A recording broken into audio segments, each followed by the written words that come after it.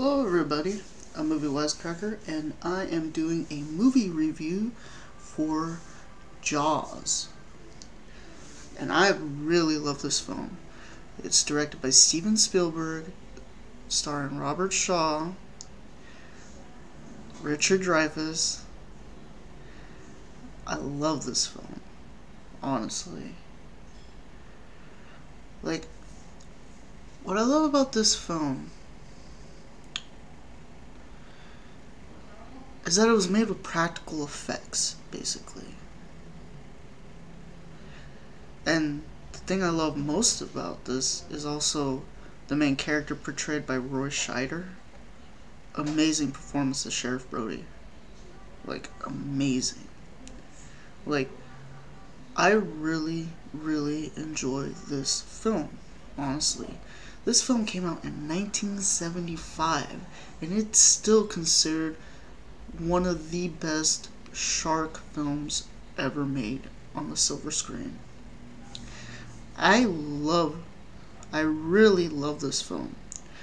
They put so much effort into making this film that, honestly, it may not, uphold, with graphics today, but practical effects make films age better than CGI films, basically.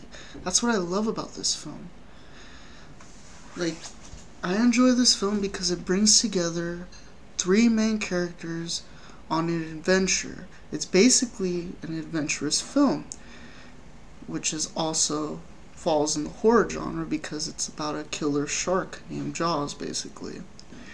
What I love is that this takes place in a place called Amity, which is in Rhode Island, basically, which is also, they also base the Amityville horror movies from that area too as well, but that's besides the point. This film, I love how they bring Robert Shaw, Roy Scheider, Richard Dreyfuss together. They're all in one boat, basically. And when they're in the boat, two of them don't get along. That's Quint and then Hooper. They both clash. But Quint gets along with Sheriff Brody, basically. They both get along. But he can't stand Hooper because Hooper's always, annoying him. There's, one scene where Hooper's, playing solitaire, basically. And Quint just tells him to stop playing with himself, basically. He's always, joking around, having these one-liners, messing around with Hooper all the time. And it's funny because Hooper's an oceanographer, but Quint is a sailor. He has, hands-on experience with a lot of stuff that has to do with the sea, basically. But Richard Dreyfuss, he has, book smarts about the ocean and about different depictions towards oceanography. The one that's a stranger to the sea is Sheriff Brody, basically. Sheriff Brody hates the water, but for some reason he lives in Amity.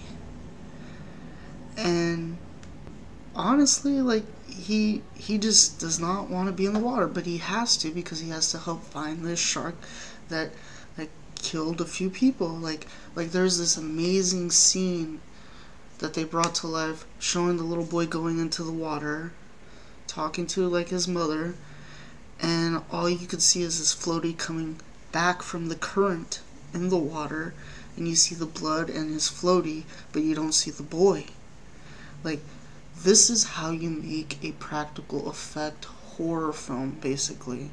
And it's not just a horror film, it has drama in it. It's very good. The chemistry between the three main characters is one of the best chemistries I've seen in film. I rarely see films made like this. Rarely. Whenever there's a practical effect movie, I go out there to see it. That's why I go back to Jaws. I love how it shows that Sheriff Brody's a family man, and he understands how that mother feels, the mother that slapped him in the face when the little boy got killed by the shark. He understood why the mother slapped him. And he took it, He took it like a man, basically. And that scene alone was great. He was just standing there. He knew that he would have felt and done the same thing that mother did to him when she slapped him. One of the parts that I really do enjoy is the introduction of Richard Dreyfuss when he is introduced within the film, basically.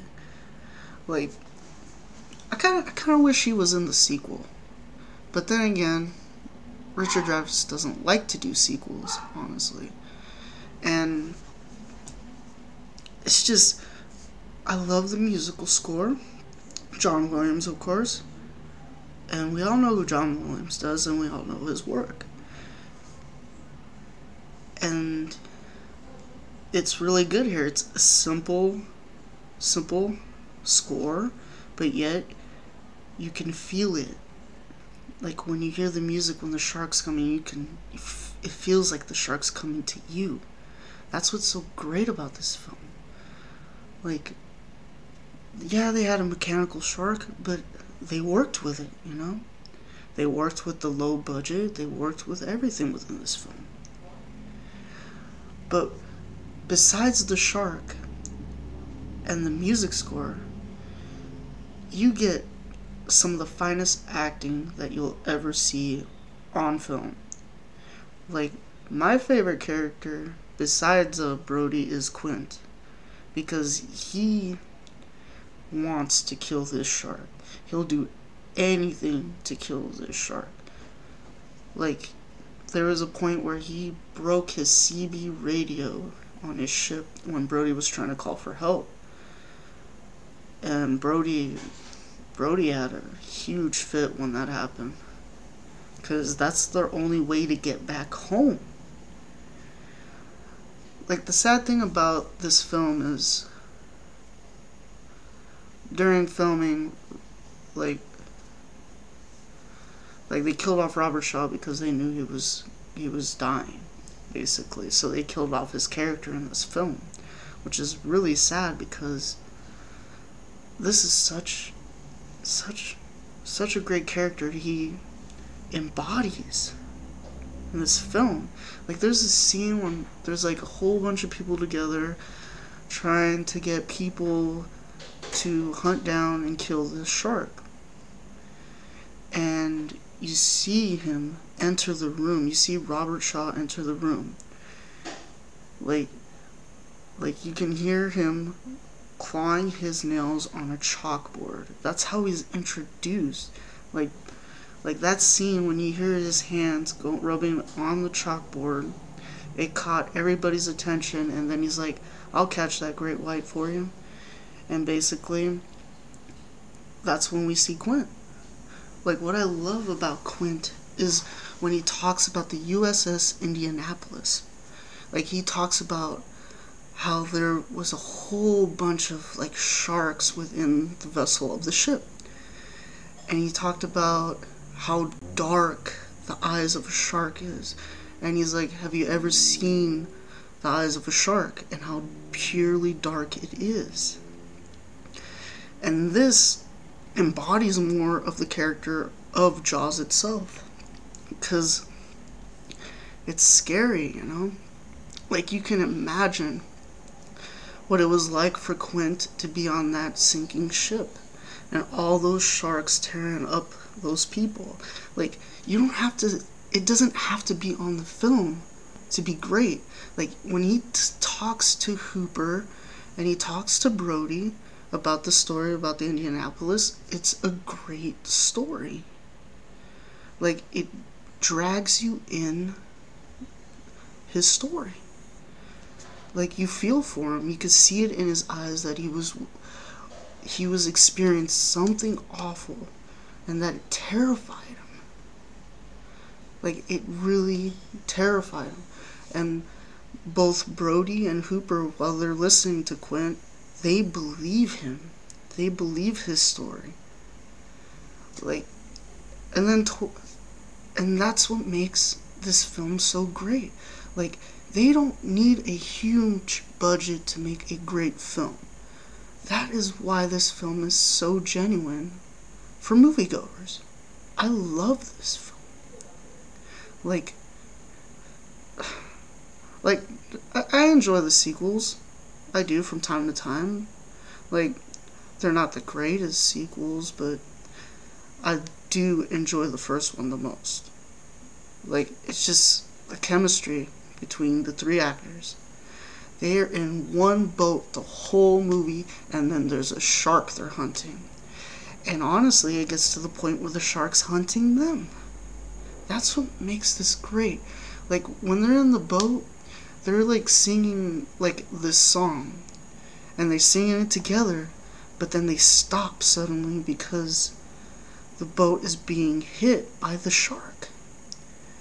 And then the music, when the music hits in that scene, it is just great. And then they keep going, they keep trying, Quint keeps trying to get this shark. Hooper is trying to find a scientific way to take out the shark. He has like these harpoons that have like poison in them. He has like this gated fence that he puts around him as he tries to poison the shark. And Quint agrees with him to do it, you know? Even though he doesn't like his methods, he thinks he can kill him a different way. They decide to do it, but it ends up failing. And then there's a great scene with Richard Dreyfuss looking straight at the shark underwater. And he is terrified. You can see him screaming in the water and the bubbles coming out of his mask, basically. And it's like, wow, that is crazy, you know? And then we get towards the ending of the film. Like, Quint gets eaten up by the shark, basically. And that leaves Hooper and Brody, basically. And then we get that. And then after Quint dies, Brody thinks Hooper's dead. And he thinks he's the only one alive. And then there's this perfect shot where the shark has something. He has like one of these tanks in his mouth. And Roy Scheider says a great, wonderful line as he just shoots that tank and the shark just blows up into bits and pieces. And then after that, he finds out Hooper's alive, and they both swim to shore, and that's how the film ends. And then there's a really good score at the end of the end credits. Like, honestly, out of 5 stars, I'd give this movie a 5. Honestly, it's not just a horror film. It's a great film to watch. It's enjoyable. I can watch this movie again and again if I want to. That's how good this film is. This is an A+ movie all around. And that's all I have to say about this film. It's an A+ film, and if you've never seen it, watch it. It's great. I'm Movie Wisecracker. Please like or subscribe if you dare.